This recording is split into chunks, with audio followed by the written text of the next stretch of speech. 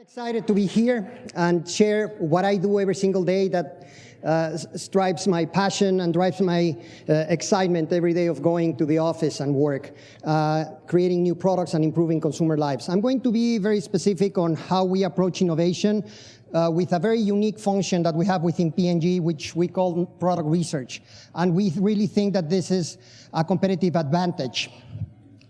And I'm going to go through several examples through it. But first of all, as Charlie was telling you guys, I try to describe myself not as a research fellow, but I'm more of like an inside alchemist, trying to find like that key thing from the consumer that can really inspire us to create new products and create like a total new project and launch new products in the market.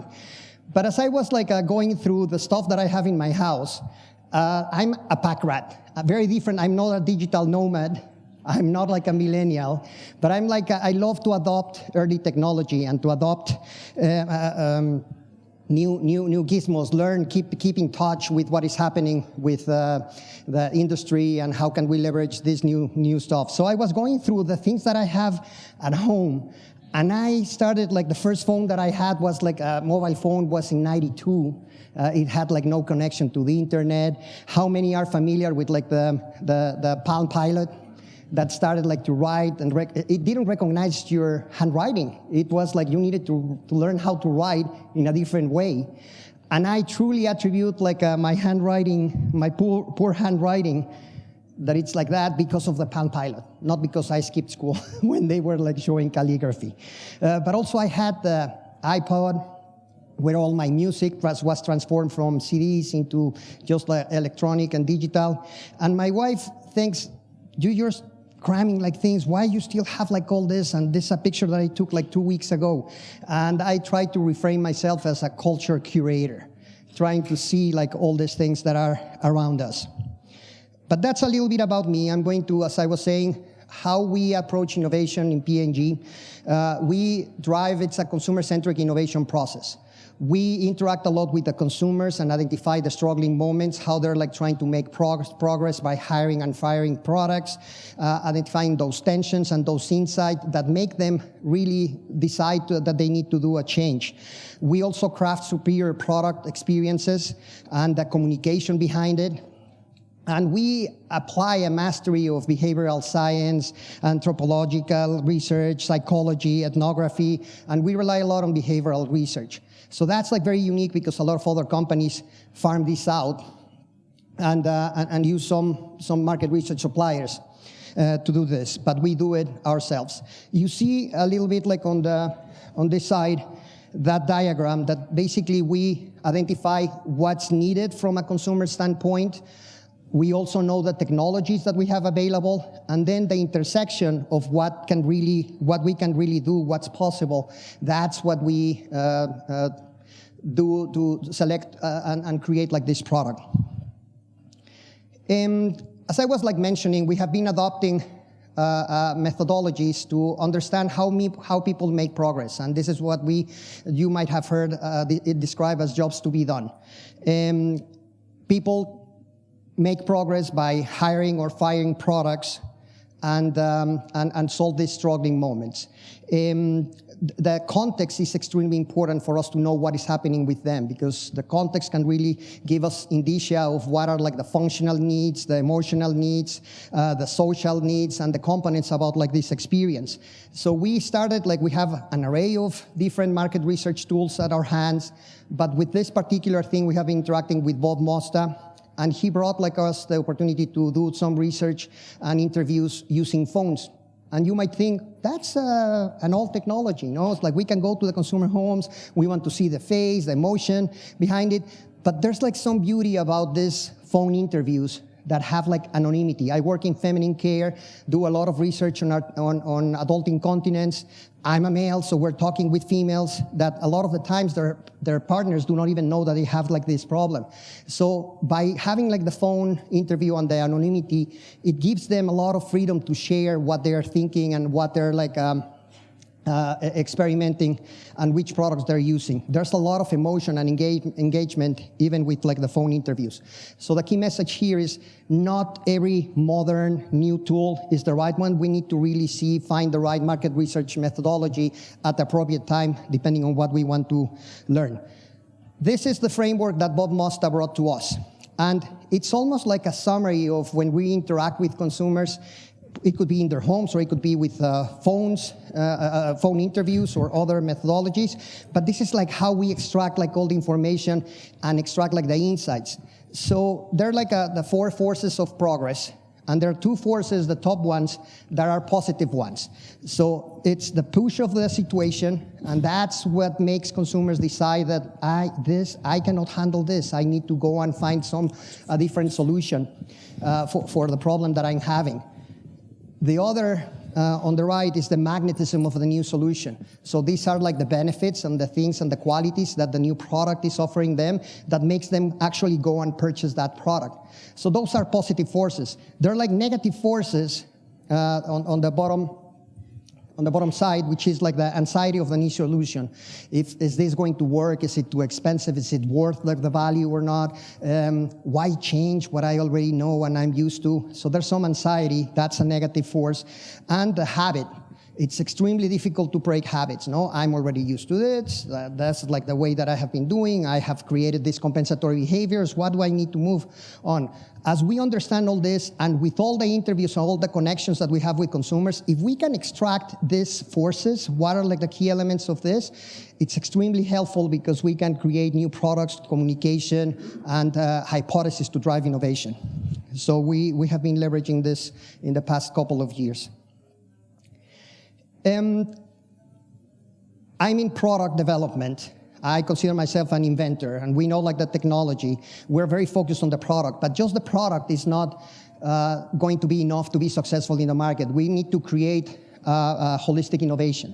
So the product is important, the package is important, especially because it adds a lot of functionality to several of the products. The communication, the brand and in the store, it's extremely relevant. The retail execution needs to be on a physical store or on e-commerce, but consumers need to be able to find us and to really see and pop up versus all the other options that they have. And at the end, we need to really deliver superior consumer value to our customers and also our consumers. So if we touch in every single point, we can really deliver a superior experience to consumers. Different types of innovation require different methods. And by types of innovation, it could be commercial innovation, which is product news. It might be that you change a little bit like the perfume, or you might show a different demo to excite consumers of how to use it, or a slight package change. So that's like a business as usual, and that represents a lot of like the innovation that we do. Sustained innovation, it involves additional product improvements, no? If we're adding like a new enzyme, a new benefit, but we're leveraging an existing technology platform that we have. So you see Tide Total Care, no? It's like that we added like an enzyme that helps prevent colors from fading. But then there's this continuous innovation, and that takes us to a totally different forms, different benefits, what we call a new S-curves. And there's like a lot of uncertainty in these things because we're creating something new. So Tide Pods is like a unidose, different dosing habits. It's a different form, different package, different value equation. And with that, we need to find different methods to understand what consumers are doing. I was exposed to this quote from Albert Einstein: "Not everything that counts can be counted, and not everything that's counted truly counts." And that blew my mind. It's like I consider myself as a quantitative expert, very like on modeling and creating, transforming all the data into knowledge and models. But qualitative research is also very relevant. We need to find and ask the right questions. And a lot of the times, the questions that we're asking might not be covering the whole perspective and the whole environment that consumers are exposed to. So we really need to make sure that we are like having the right questions. You have heard like a lot of times system 2 versus system 1, observation. It's like you heard like from the initial presentations, the asking versus observing. So we need to really have both worlds to really get the whole picture of what consumers really need. In this topic of defining the right measures, we're also leveraging what we called lean innovation, and this is inspired by the work that and the book that Eric Ries wrote on how can we leverage fast learning cycle tools? How can we really start with falling in love with the consumer problem versus falling in love with the solution?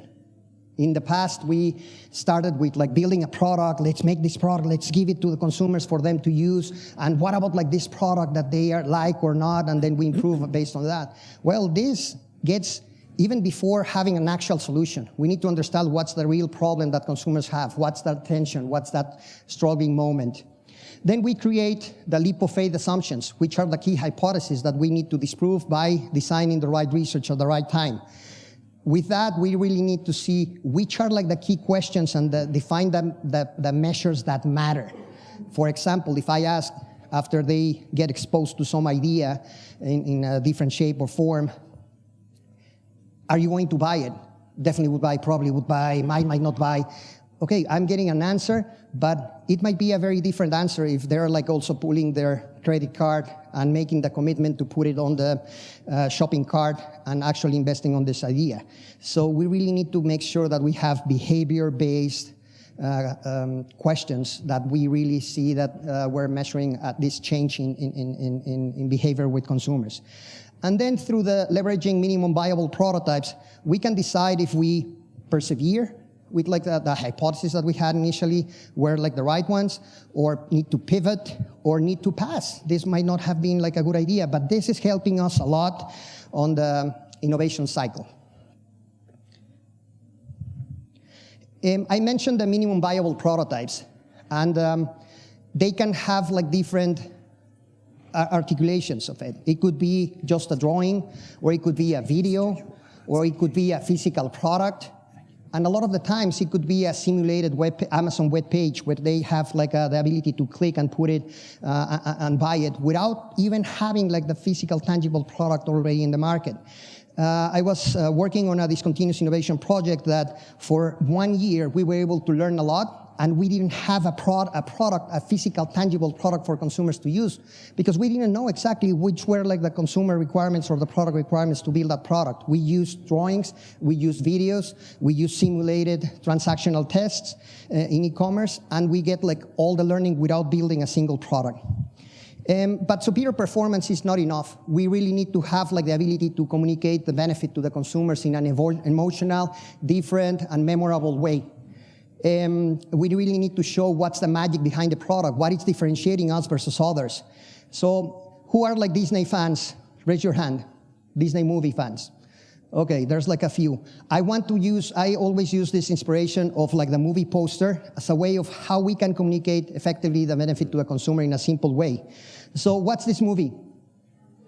Monsters, Inc. It has like only a small, like 2 words, but like all the imagery, you say, oh yeah, it's Monsters, Inc. This one, Ratatouille, no? It has like the chef hat and the whiskers. Like we do not need to say anything else to convey the whole story of that movie. This, Toy Story. So if we can be as simple as this when we communicate the benefit to our consumers, it'll be big. But how we get there, it's like very difficult. So we have been working on how we create wow visualizations and examples. So you see the Swiffer, how we're like electrostatically attracting like all the dirt into the pad, how the Swiffer swivels and cleans like the floor, the Pantene, the Pro V vitamin that goes inside, and then the healthy hair moving, the Gillette Flexible showing like how the razor moves side to side. And then we have like also the Always Discreet showing it's an adult incontinence pad that looks, feels, and fits like real underwear. So just showing like the pant with the bra, showing the confidence, and they match, and it's a feminine experience. That's like very important for us. But it's a challenge how we first create them, these relevant benefit visualizations, And then how we identified which are like the best visuals. We start with like multiple options, and we start creating and evaluating possibilities. So I love to rely on implicit cognition, emotional-based research, or in context evaluation. So it's more of a system 1 type of assessment versus a system 2. So the evolution of this culture curator that I showed you in the past. So I continued like taking pictures, and I had like the flip phone, which was like the first one that I was able to connect on the internet. All the evolutions of like the iPhone. I started like having the iPhone 11 years ago. But who would have thought that after the experience that I had with like apps and the access to internet, smartphones, geolocation, GPS, information, that we were able to create holistic product experiences beyond just like the physical product through an app, helping consumers and helping us gather more information and deliver a more personalized solution.